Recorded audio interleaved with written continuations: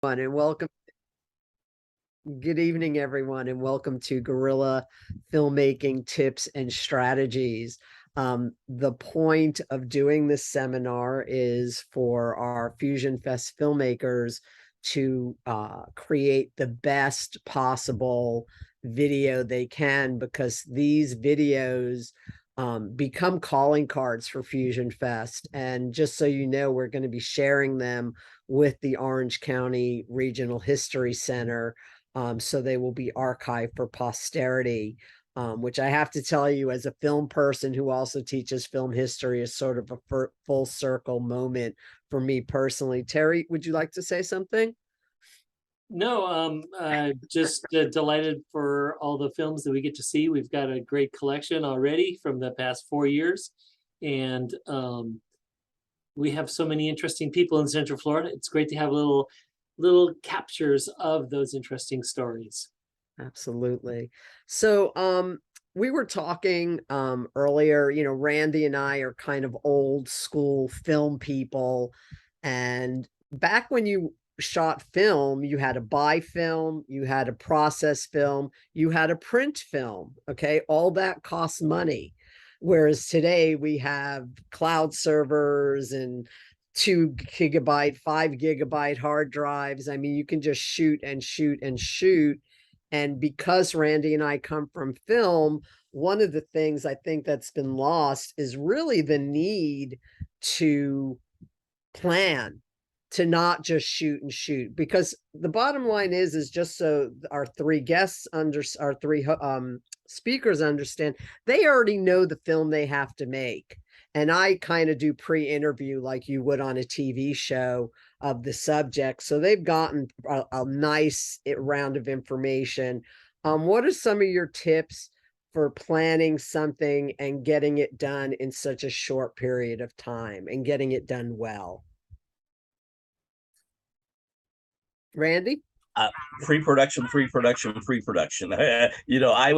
started out, I was one of those people.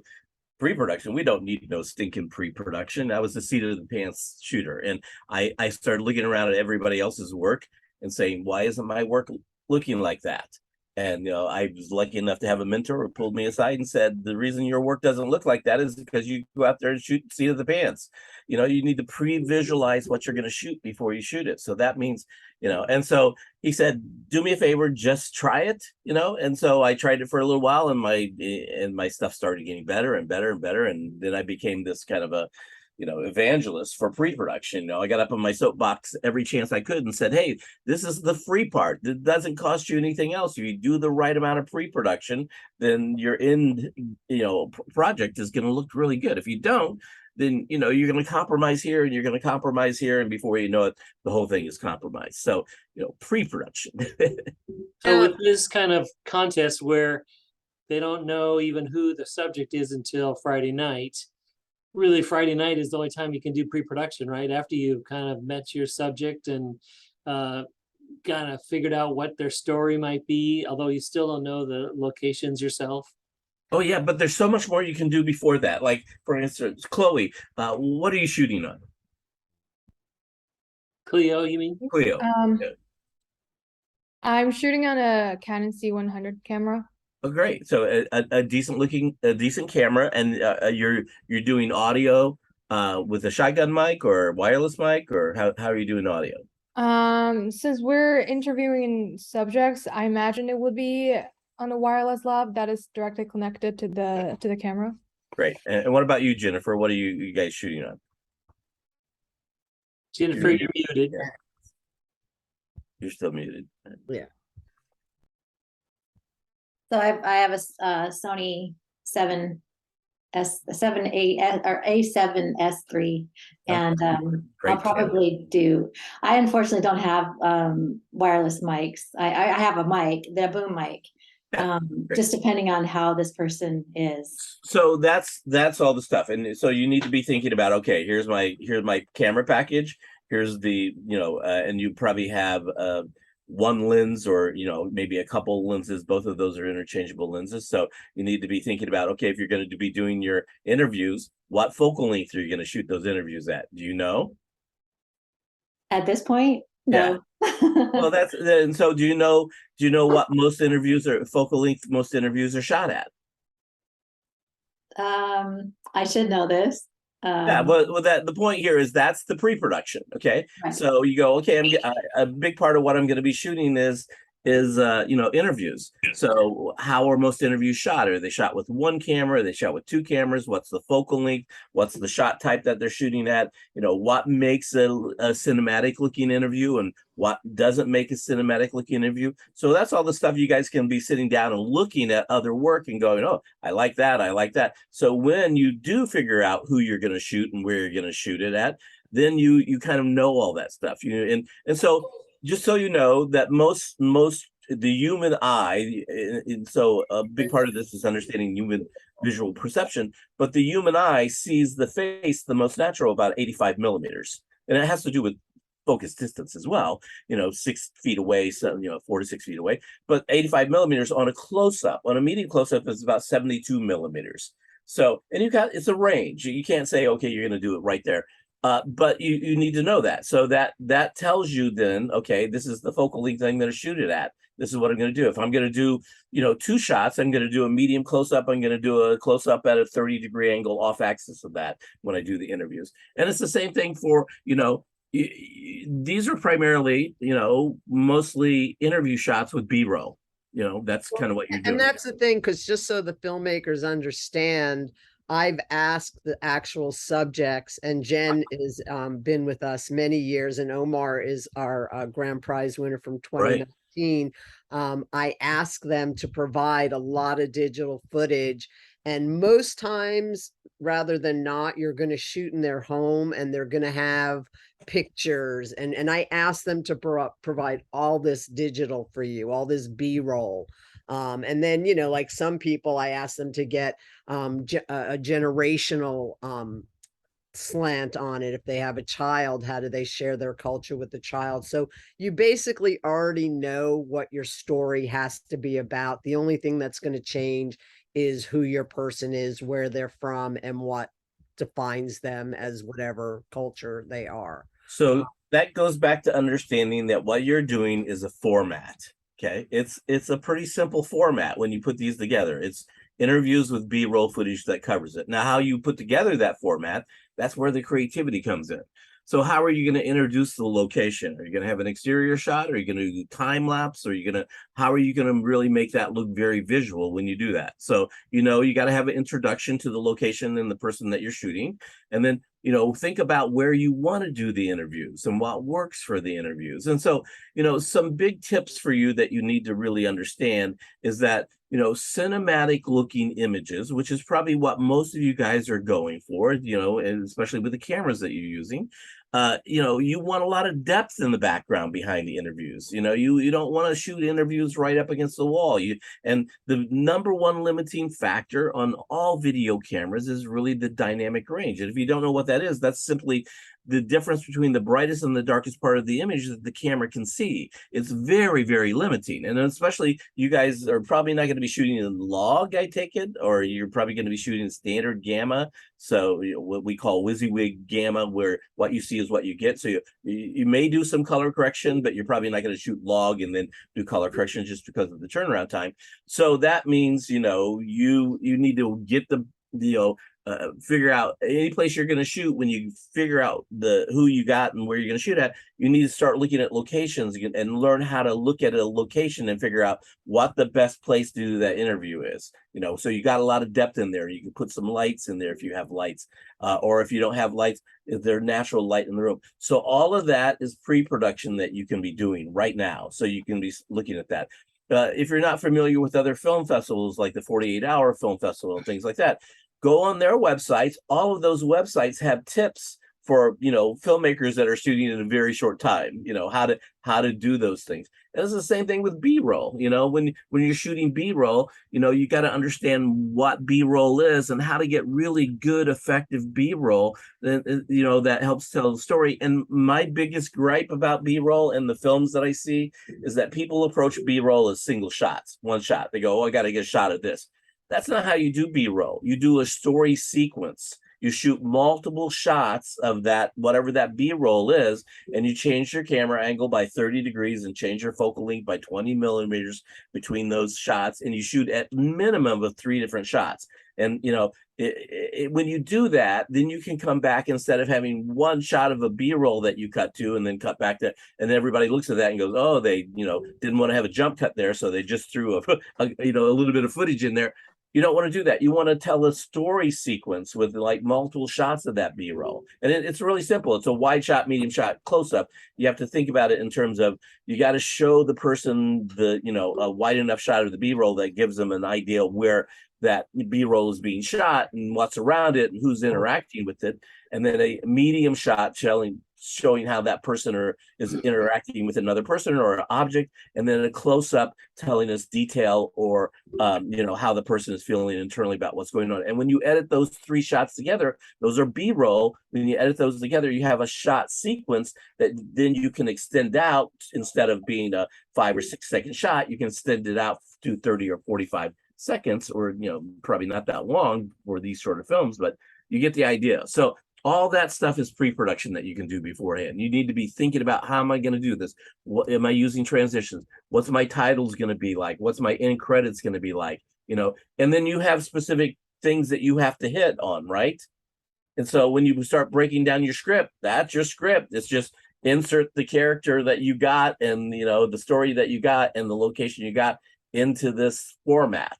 And then when you go out there and shoot it, it's a format. You just shoot the format.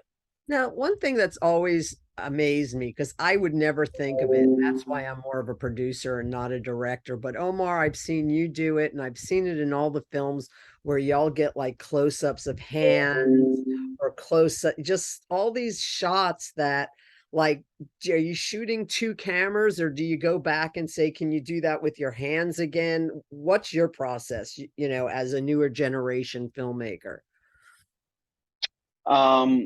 So yes, I mean, sometimes you do some pickups of like just hands and stuff like that. I like, a lot of my films are they rely a lot on the story more than the visuals. Although we shoot beautiful looking images, I shoot one camera. I shoot just one camera, and I will do like little pickups with the hands, or just I will focus on moments like eyes and hands is something I focus a lot on, and that's usually during B-roll time. We'll just be following around and following them around in their space, and just observe how they interact, how they move, and then I will just pick up some of that. I don't shoot my own stuff. I edit and direct. So a lot of the time, what I will do is I will, if I have somebody shooting with me, I will direct them towards eyes, towards the hands, and a lot of other little things that I particularly like, that are my visual style. But I focus a lot on story, and story for me is king.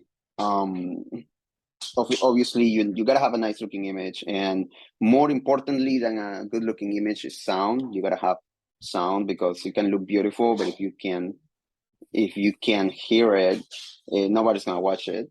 But more importantly than those together, I guess, or truly the glue that puts it all together, it's the story.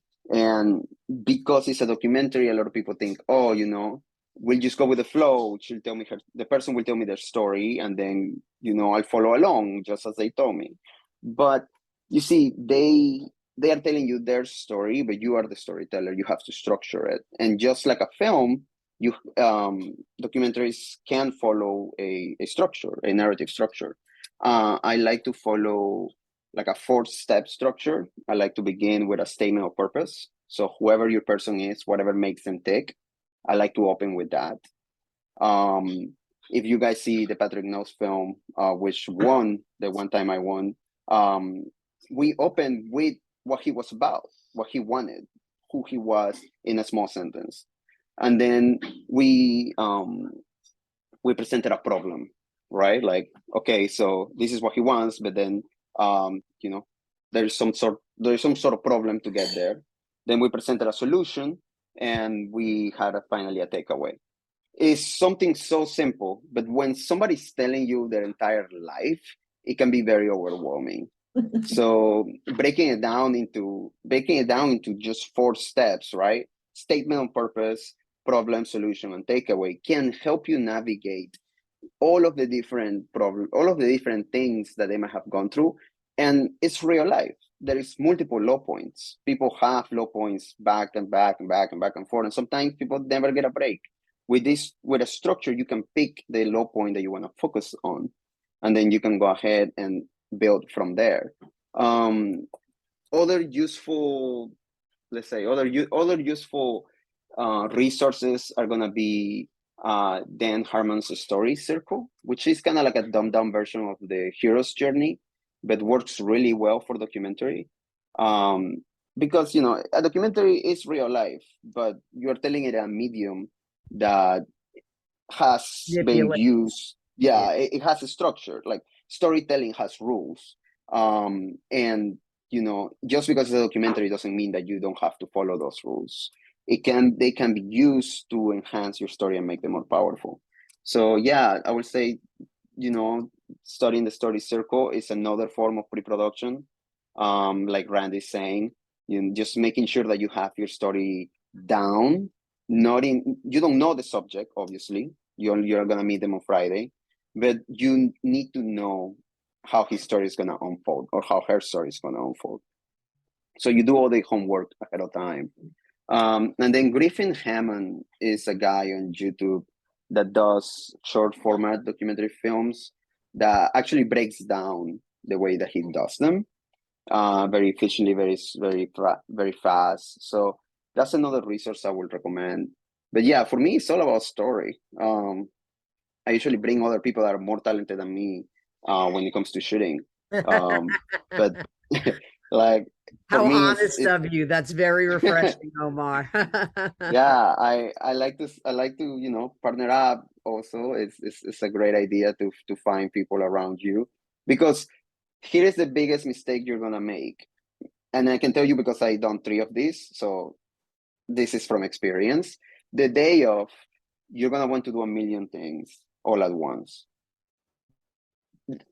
Try to push yourself away from it. If you're the director, try to be the director. Try to spend your time on your questions, getting to know your subject, sharing their space and just being there with them, present. If you can delegate the rest to others, that's great. If you cannot, that's fine too. But whenever you are there with them, just be there with them. And that has, most of the time, that has worked out. It's interesting because the year Omar did it, it was 48 hours, and his subject at last minute could not show up at the Friday night pairing. Yes, and I sat there, I felt so, my heart was just like, oh my God, what do I do with poor Omar?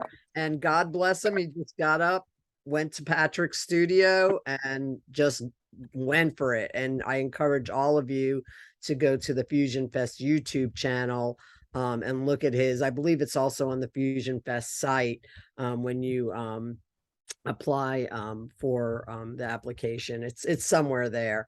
Now, Tristan, you're a filmmaker of about 5 years. You're also a little newer. What's your process of kind of down and dirty, but looks like $1 million kind of production? Yeah, so my process definitely with pre-production is to make it as detailed as possible, from the shot list, the audio, the props, pretty much everything that you see in your head, putting it on paper or whatever you're going to use when you go to do your shoot. And just from my experience, taking something that's either low budget, again, is I believe it definitely, like Omar was saying, definitely starts with a story. Really getting the details right for your story so that you can articulate it to the people that you're going to be working with, because if everybody's on the same page, then it flows way better than having a whole lot of confusion when you're on set. And just to give like a little backstory, again, what Omar was saying is like when you're on set, I've done the video side of it and also directing. And it's very difficult to do both at the same time because there's been times where I've missed the shot and it's just like, you can't always go back and get that shot again. So that's why if you can delegate the different roles, you can, make sure that you're getting every shot possible, because when it comes to post-production, it sucks when you don't have that shot that were supposed to get. But yeah, that's pretty much my process as far as getting started. Now, it was mentioned earlier, I first and foremost believe that a story should be told visually and that audio should be secondary. But having said that, if your audio sucks, it doesn't matter what your image is. If people, and just so everyone knows, and this will be iterated in an email, we do open caption the movies. So if someone does have an accent, you don't need to worry about doing any of that. We send it out to a company that does it, and then me and the editor scrub through it and go for any corrections. So please don't worry about that.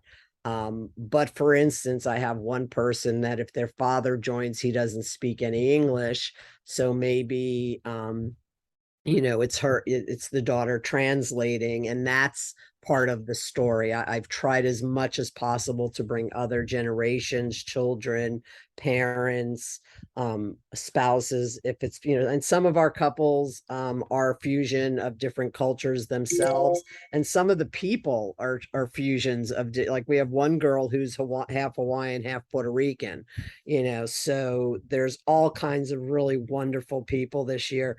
But again, what is the number one or number two or 1 and 2 key to getting good audio besides someone having an accent? Well, there's this young, little known filmmaker named George Lucas, who's famous for saying, audio is 50% of a movie. And so it's not just, it's having good audio is really good, but also you got to be also thinking about music and along with that down the road. But let's talk about getting good production sound. So you got to have a microphone. You just have to have a microphone. If you can get a wireless microphone, there's places here in town you can rent wireless microphones for like $25 for the week, not very expensive. Or if you can get a boom mic, I almost always, anytime I'm shooting interviews, I have a wireless lav on, and then I have a shotgun mic as well. And so the shotgun mic gives you the resonance, the bass resonance of the chest and the presence, and the wireless mic, the lav mic, really helps just bring out the overall quality of the audio. So when you mix those together, you have a very rich sounding thing. Now you can have either or. It's not a deal breaker on that, but you gotta, it's all part of, make sure you do audio check before you start recording and everything's good, and you play it back to listen to it, because you don't want to do an entire interview and then come away and realize you have no audio. That really sucks. So, things to know: if you got a shotgun mic, you want to get it as close as possible out of the frame. You dip it down in until you see it in the frame, and then you bring it back up once you have your. Also, make sure it's not casting a shadow. No shadows, and it should be pointing at the heart. You always want to point it at the heart. People make the mistake of pointing it at their mouth. You don't want to do that. And if you have a lav mic, it needs to be, this far away, this far away. So put it, you have an opportunity to hide it or not hide it. I don't think you really need to hide them. We know you're doing a documentary film, so it's a personal preference. But, just make sure that you're getting really good audio. And then after you're done, don't forget to get what we call room tone, where you record, just have everybody be quiet, keep the microphones in the same place, and you record 60 seconds of audio of the room. If you have an air conditioning coming on and off, make sure you get 60 seconds of the air conditioner off, 60 seconds of the air conditioner on. So that way, when you're editing, if you have to edit out some audio, you just don't have dead space. You can put that room tone in there to make it flow. So those are really, have good headphones. Make sure your monitoring, don't get little earbuds and go out there. If you can get good headphones, get good headphones, because you want to hear what you're getting. And if you can get a separate audio guy, that's great. Or if you got a camera guy, just make sure that camera guy really knows what he's doing in terms of audio and stuff. But those are really the basics. Something else, if you're doing something outside, people, if you do have like a boom mic, and it's windy, you don't need a fancy wind device to cut the wind out. You can go to your sock drawer and get a sock, and that's fine. Would it be nice to have all the nice toys? Yes, but do we all have the money to have the nice toys? Not necessarily. So I don't want people to think that they have to be spending a lot of money and getting all the toys. All the toys are fun, but if you can do it without the toys, then to me, that's like a real test of a filmmaker, and these days it becomes so simple to do so many things that back in the day were a much more of a drudgery, or much more complex.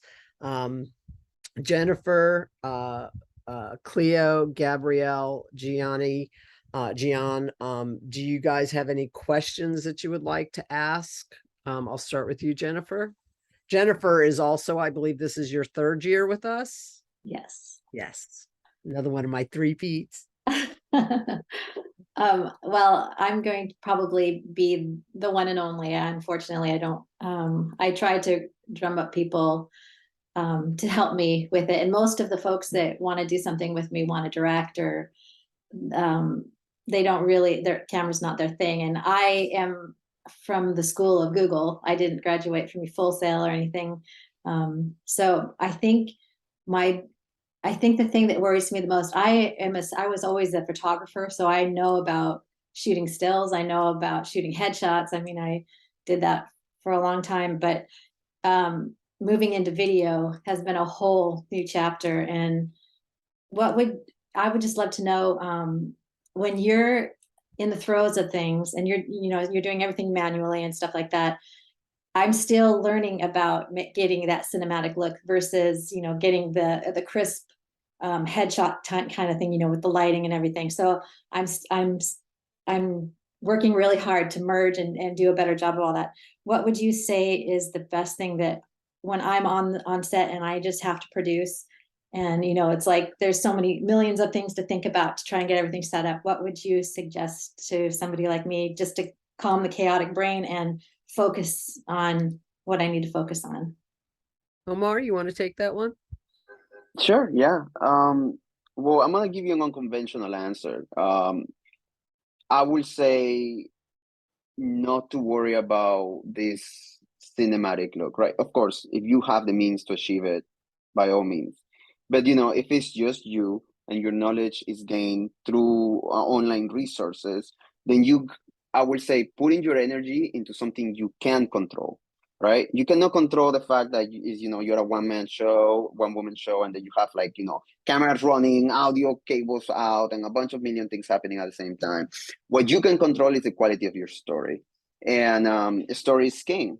So I will say, maybe set aside the cinematic image and give us a cinematic story, right?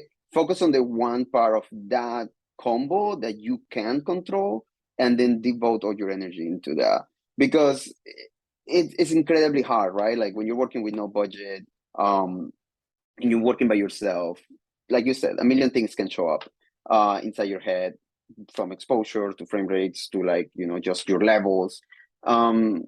The one thing I have done to kind of ease my pain before in terms of gear has been relying on locals. There is a nice rental house called Lenspow in Orlando that will give you discounts, and they're very awesome. And you can find rates of a day or two for incredible prices below market rate. What is it? That's been something. Lens It's Pro? called Lenspow. Yeah. Lens Pro? No, Lenspow. PAL. Oh, Lens Pal. Okay. Lenspow. Yeah. So that's in terms of, yes, they're great. And if you're looking for gear, right? Like if you're missing a lav, $20 will solve that with them, no problem. But if you're looking at cinematic image, you are fighting against the river, right? You're fighting against the flow because you just don't have the necessary tools to achieve that and not lose your mind doing it. I would say focus on your story And if your story is cinematic, if your story is powerful, we will oversee everything else. We will overlook everything else. If you go to like Vimeo staff picks, and if you look under the short documentary like segment of the staff picks, you will see that a lot of stuff is shot very rudimentary from many different countries, in which, you know, even our access to an A7S or like, you know, this kind of equipment is gonna be limited. But they focus on the thing that they control, that thing being story, and they can achieve something like that. But once again, it's a bit, you know, it's a bit of an out there answer. If you're looking for a cinematic image for this particular project, I would say focus on your cinematic story. But you know, this it's just one approach, I guess. No, I think you're exactly right, Omar. I mean, that's the way to do it. You just have to realize that you're not going to create a Hollywood blockbuster if it's just you. So you're going to be by yourself. You know, you're a one-man band. Okay, so you gotta, you know, the thing is, story drives everything. Omar was right. You know, people will forgive all kinds of stuff if you have a good story. So story drives everything that you do. You know, that's it. But you know, the other big tip is simplify and relax, and you know, yeah, don't get stressed out about this. You know, my wife, who's a nurse, if I come home from a hard day on a set somewhere and I'm complaining about all this stuff, she just says to me, "Did anybody die on you today?" We're like, no. She goes like, you have nothing to complain about then, you know, that's it. But simplify. When I used to work, I would be like, we're selling soap, people. There's no one getting killed here. Yeah, You know, nobody's getting blood is killed. being So shed. you should be having fun doing this. If you're not having fun, then you know you're not doing something right. But and get to know the people. You know, spend the time. It was like Omar was talking about. Don't the tendency is going to be one to rush in with, you know, guns blazing, going, okay, I'm going to shoot this. I got to set this up. But take the time, sit down, have a conversation with the people, talk to them. You really get to know who they are, because you got to realize they've never been around anything like this before. You've been doing this for a while now, so you know that they don't. Take the time to explain things to them. Here's what we need from you. Here's what it's going to be. You know what? Ask them questions. You know, get to know who they are. You know, And I that's a big say part of it. that Just all relax. our people, so far as I can tell, are very, very forthcoming with their stories. I mean, I spent about an hour on the phone with just one person yesterday doing a pre-interview. So these people come ready. I mean, Jennifer and Omar, you were there that first year we did the live pairing. It's like once we let you guys meet, that room was just buzzing. I mean, you all just couldn't wait to get to know each other, and the energy was just palpable, you know. It was amazing. I can't wait to do it live this year. Cleo, do you have any questions? Yes, I have questions more in terms of like, I guess, housekeeping things. Like, do we get more like details and like requirements in terms of like Yes, the that is all. deliverables and Yeah, I'll be sending you all a tag that you got to put on and specifications. It's all in the works. It's all coming down the pike for sure. okay. I'm a sounds little good. behind this year. I apologize. Good. Lori, John, how long are these, Lori? 3 to 5 minutes. 3 to 5 minutes. Yeah. Why? What are you thinking? No, I'm just thinking, you know, 3 to 5 minutes is not a lot of time. So, you know, simplify. Don't try to overdo it. You're telling a good story, you know, beginning, middle, end. You got a creative arc, tell the story. You know, that's the key to all of this. And so don't bite off more than you can chew, especially if you have a smaller crew. Just, you know, tell a simple story. That's good. And also be open to the happenstance or happy accidents that happen along the way. You know, don't get yourself so rigid that you have this attack of approach that, you know, if something goes wrong, it's going to derail you. You know, it's like you always go in with an A, B, and C plan. Well, if I can shoot them indoors and they have a well-lit room, I don't need lights. Well, if that doesn't work, maybe we can take them outside. What if it's a rainy day? Actually, that's kind of better because you don't have the harsh shadows, you know, things like that. And Jennifer, you know, don't say that, you know, you kind of talk down that you started as a still shooter. I more in the day we dropped our still photography class from our film program because I really think you need to learn to walk before you run. And as someone who started their career on set as an on-set dresser, dressing to camera, It's so important to learn how to create that image. The mise en scène, the still, you know, a picture says 1,000 words, and a still photographer knows how to do that and understands the rule of thirds and things that are really basic, that are, you know, they're just applicable all the time because it's good composition. A good image can say volumes. So don't, you know, I think it's fabulous that you have a still background. I personally hate shooting video. I can do it, but I don't love it. I'm definitely a still shooter, and I'm a close-up still shooter. I know that about myself. Gabriel, do you have any questions? No, thank you. I think the information has been really helpful. Good. Gian, did I ask you? Did I say your name right? Is it John? Gian? Gianni, it's correct. Hello, everybody. Okay. Hi. Hi. No, not so far. Right now, I'm just taking notes, but so far I'm good. Good. I Good. have- So, yeah, just one more thing for you, Jennifer, before you go. So there are other places out there you can look for crews as well. So don't give up on your crews. You know, if you don't know about greenroomorlando.com, you can go there, or Production Hub, or Full Sail's got a whole, you know, crewing thing that you can go through. So there's lots of ways to get crews. And so don't give up on thinking, oh, I can't find a crew. And if you need help, just call me and I'll help you. Because Need Randy's number. I have it. it's much easier to do it with help. That's Oh. one of the first things. It's not an auteur sport, you know. Filmmaking is a, you know, group sport. Although I remember in film school, you know, I commandeered a New York City bus with my super 8mm camera and my two friends acting as talent, and I did do it all. It wasn't beautifully shot, but it told a good story, you know, and that's, you know, I did do it all myself back then. All my students are single person film crews right now, you know, but we quickly talk about that is like, you know, you need help. You need, Right. so that's a big part of it. And, you know, part of filmmaking is knowing where to find crew too. So, and here's what you got to understand. There's a lot of people out there that want to do this, that would love to be on a film crew. They just don't know who the people are. So they're looking for people like you. You're looking for people like them. You just got to find the right places to get you guys together. And that's places like Green Room Orlando or Production Hub, or, you know, some of the resources like that. Orlando Independent Filmmakers, Lenny and Svea. Facebook meetup groups. There's so many face-up groups where I post, like, where I try to find filmmakers and whatnot.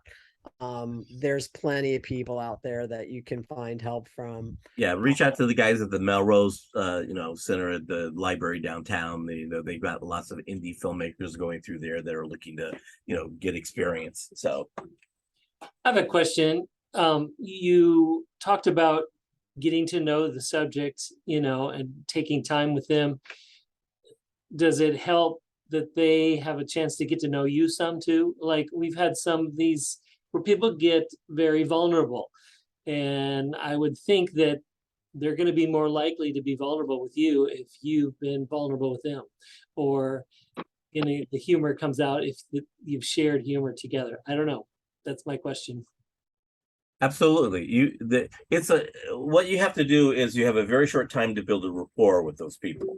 And they need to know who you are. You need to know that. And so they need to know that you're going to not make them look bad, and you're going to do everything you can to make them look good and make this as fun and comfortable a process as possible. But along the way, you're going to have a conversation. I mean, you're going to just be able to talk with each other and, you know, learn about each other, and you'll find that you have a lot of things in common, and some things you may not have in common at all. And that's all, you know, those are all great things to discover as you go along with this. But again, it's like Omar was saying, don't rush in there with guns blazing.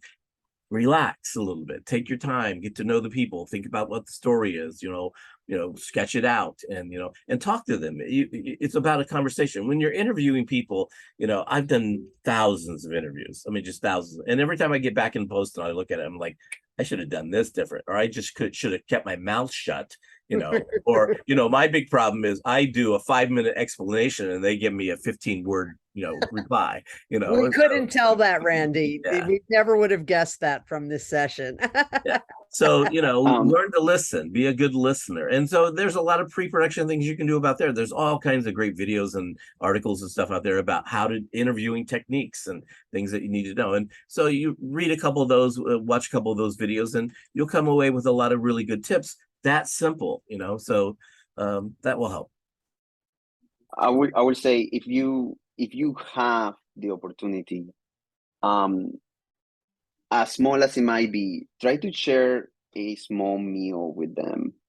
Like, you guys are meeting for the whole day. One of my tricks is to share a meal with them. The moment you share a meal with someone, you kind of lower their guard. It's something that we all do, but it's something that's also very intimate, and it allows for a space to be created in which there's no pretentiousness, or there's no like stakes of like the film involved. Like, it's just, if you just share a small meal with them, whether you brought them a little bit of coffee and you sit down, or whether you have a small lunch with them, whatever it might be, it is a very effective way to get someone to lower their guard. Because when you're eating, it's like a very human thing. And once you start seeing each other like humans, then the dialogue starts flowing very easily. The camera can bring a lot of tension and a big divide between you and your subject. A meal can help bridge all that together. That's a quick trip. That's a quick like little tip I would say, if you're trying to get to know your subject quickly. Really good ones. That's worked out for me a lot. Something else that I ask the subjects to do is to think of a meal or dish that has maybe 4 ingredients, and I ask them to think like a cooking show, and maybe the onions are already diced, but you see them putting a knife in them even though they're already all diced. So I have them prepped and ready to go. And I think the one thing all the filmmakers have going for them, especially this year, is that the people that we've chosen really are good and really want to do it. We've eliminated a lot of people for different reasons, and I think we have an amazing field of people. So I think that makes your job as a filmmaker that much easy. You're not going to have someone that sits there and says yes and no. Make sure you're not asking yes and no questions.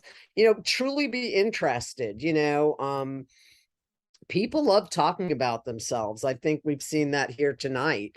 We all, especially film people, we love telling our stories. We love talking, and we love passing it on. I think that's the one thing that I love the most about the people I've met over the 40 something years I've been in this industry, is that all the quality people are not afraid to share what they know, and that they are not willing, and that's not how you say it, willing to let you shine. Whoever works for you should be as good, if not better than you, and that should not be a threat. That should be a collaboration. Someone said it earlier about something similar to that. Always bring someone. It's always good to have a second eye, a second opinion. There's many people I call, and they should feel very honored that I say, hey, I don't know what to do, here's the situation, what do you think? And sometimes just asking a lot of questions. People will, I've seen it happen. I've seen the catharsis in film after film. Terry can speak to it. Omar and Jen can speak to it. I'm sure Randy and Treston can, and hopefully Gabriel, Cleo, and Gianni will as well.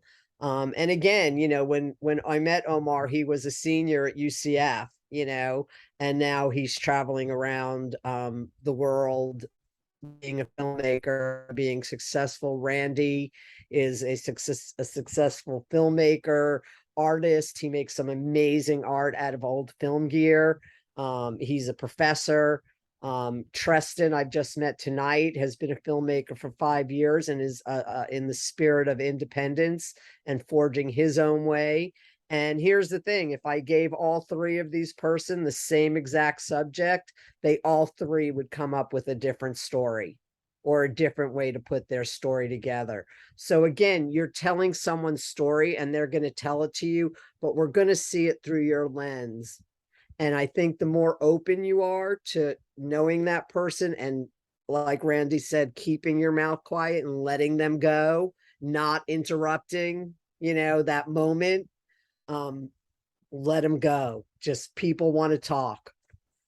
But one of the things you need to realize is when you're sitting down talking to the people, I was talking about before, explain the process to them again, because they don't know the process. You know the process, so that includes when you're interviewing them, how you want them. My mentor used to say to me, if you're going to interview somebody, know what you want them to say before you ask the question.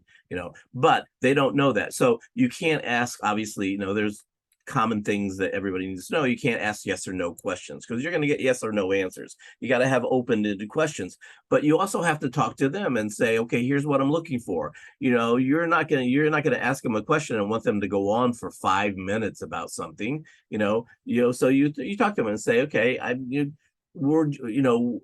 we're looking for more little concise conversations back and forth, and don't be afraid to re-ask a question. If you ask them a question and the answer didn't come out quite the way you wanted, I always say, well, here's what I'm hearing you say. Okay, can you kind of repeat that back to me? So they think documentaries are like you just follow people around, but that's not it. You have to have some skills there, and there's some rules and stuff that you have to know. And so if there's a noise or something in there, do another take of it. There's some things that you have to really be thinking about, and let them know that. Say, okay, I may ask you something 3 or 4 different ways. That doesn't mean that you're not answering it correctly. It just means that I'm trying to get something a little different and have some options. And so when I edit this together, so it's a conversation, it's communication back and forth between you two. But explain the process a little bit to them so they're part of that, and that helps the bond you guys as well. And here's the other thing. I will be explaining it to them prior to them meeting you, but no one is ever prepared for what's going to happen to them emotionally, physically, moving around and filming. I mean, one of the films that one year, I can't believe all the locations and costume changes they had. And then I found out they shot it in one day. Olabella's Nigerian flavors. Mind boggling that it was shot in one day, and all the outfits and locations, just amazing, but again, what the topic is, you just don't know who the person is, but know that this person is anxious to tell you a story, and I have a lot of background material on them already. So as your producer, I'm trying to help you as much as possible. So but again, be ready for anything. If you can get someone to help you, great. If you can't, then like Omar said, and Randy, you just need to relax. It can be very stressful, but you can only do what you can do with what you have. Make the best of it. And these experts have given you advice about the filmmaking, but I'd say the reason for doing this is the relationship. You're going to find out about somebody interesting in a way that you wouldn't be able to do normally. You're going to get to be in their home. So have fun, relax, and enjoy this experience. It'd be great if you win $1,000. That's great, but you're also going to be spending time getting to know some interesting person. We've given you great people to get to know. Okay, Cleo, you had a question? Yeah, I do have a follow-up question. So is there any restriction on, say, how much the main subject has to be on camera, or something like if there's a voiceover, it has to come from the subject or something like that? No. Okay. No. It's your film. They have the story, but it's through the lens of Cleo. So yeah, like last year we had someone that I knew when they filmed them, they were having like a big anniversary celebration in a concert hall. I told all the filmmakers, I was like, listen, you might have to film this And you might want to A, think about a second camera, or B, buddy up to the video crew that's working the gig and get some of their footage. And the person who got that was one of my student filmmakers, and they like, oh my God. And you know what? They did an amazing job, you know, for being as inexperienced as they were. And even if they were experienced, it was an amazing film. So again, the lighting wasn't perfect all the time, but it was a good story. Okay. And all these are available online on our YouTube page, and on our site somewhere. I always have to fish for them. So, yeah, Jennifer, she just raised her hand, but she's won several awards with her film from last year about Daisy. Yeah, I'm pretty proud of that one. Yeah.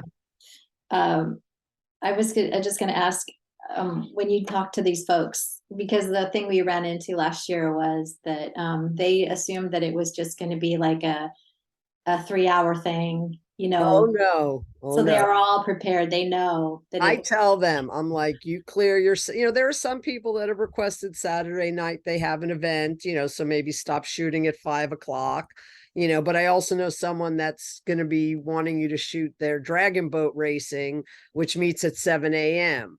There's another person who lives in St. Cloud. So maybe the first day you're shooting at their house, and then, you know, they're an artist with work showing at City Arts, they're going to get permission to shoot there, you know. So again, when you get there Friday night, I will have all this information for you. And even though it's only 30 minutes to get up to speed, I try to be as consummate as possible. I've taught, like I said, just one person I spent an hour talking to yesterday. I hope they don't all go like that, because I'll never make it. So anything else, anybody? Tristan, you look like you wanted to say something. You're muted. Oh no, I'm good. I'm actually soaking in a whole lot of knowledge too. But yeah, just honestly, just my best advice is just your pre-production is super important. So really make sure that's detailed. It will help post for sure. For sure. Are you guys all editing your own stuff? Mhm. Yep. Yep. I do have another question. Okay. I'm really tired of my graphics that comes with I have Premiere Pro. Does anybody have a good resource for end credits and things like that? Yeah, I have a ton of them I could send you. Yeah. Just let me give you my email address. Put it in the chat, and I'll send you some resources on you know, really free graphics stuff you can get and use in Premiere Pro, and also a lot of free music libraries and sound effects libraries and stuff like that. There's a ton of If you could send those to me as well, Randy, so I can make them. I'll tell you what, I'll send the list to you, and you can send it out to everybody. And I'll also include on there all the, you know, places here in Orlando, like Lens Pal and Borrow Lenses and places like that. So if you're out in Winter Garden, Lens Pal. If you're in Oviedo, Lens Pro to go, or Borrow Lenses. So there's lots of great places out there. And if you think of any other resources that you're looking for, but yeah, there's tons of free resources out there if you know where to look, and they're pretty decent stuff. Yeah. Thank you. I'm good. Is everyone else good? Terry? Yep. All right. Thank Well, you and have fun. guys, thank you so much. And I cannot, me and Tally always wait up till midnight when the films are due to watch them right away. It's kind of like we share that moment together. So I am so looking forward to next Friday, and I'll see y'all there. Thank you for showing up. Have a great night. Thank you. Have a good night, everyone. Good luck.